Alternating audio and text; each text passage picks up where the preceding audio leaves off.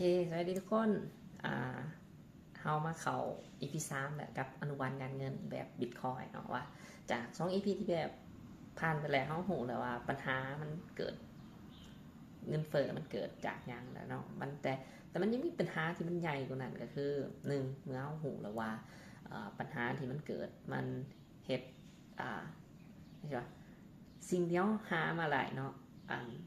เผื่อแห้งที่เราสะสมไว้ในเงินเพราะว่าแน่นอนว่าการมีเงินหมายถึงว่าเรามีเวลาความหมายว่าเรามีเงินแล้วเราบ่จำเป็นต้องไปเฮ็ดทุกอย่างเนาะก็คือตัวอย่างเราอยาก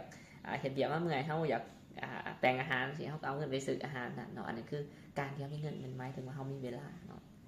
ฉะนั้นแหละเวลาเรามีเงินแล้วเราก็เก็บเวลามันหันแต่บังเอิญว่าเงินค่าของเงินหันมันเสื่อมค่าลงมันก็เฮ็ดให้เราต้องเฮ็ดเวียกหนักขึ้นเพื่อสิมาเก็บเงินเนาะทีนี้ เขาหูแล้วว่าเงินมันเสื่อมค่าลงเรื่อยๆเนาะบางคนก็สิบอกว่าเสนอทางออกว่าไอ้นั่น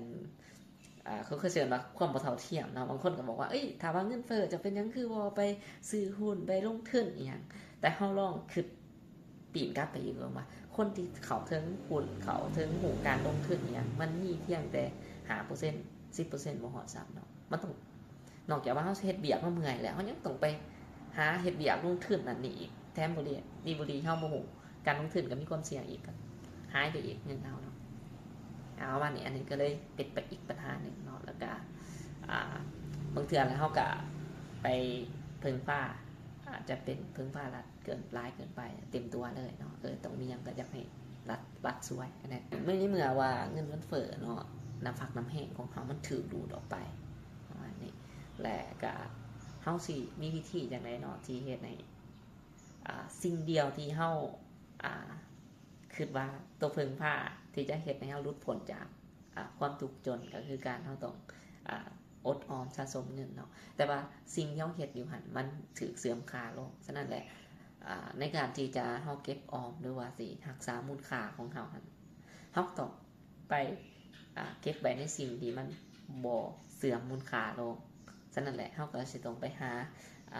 แอสเซทที่มีคุณสมบัติดังกล่าวที่มันให้ทุกคนเข้าถึงเนาะแล้วก็แก้ปัญหาตัว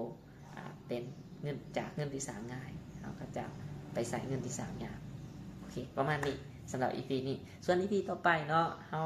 สิมาทำความรู้จักกับBitcoin ให้ได้ขึ้นว่ามันสิเข้ามาแก้ระบบเงินเฟ้อนี่ยังไงเงินเฟียตนี่ยังไง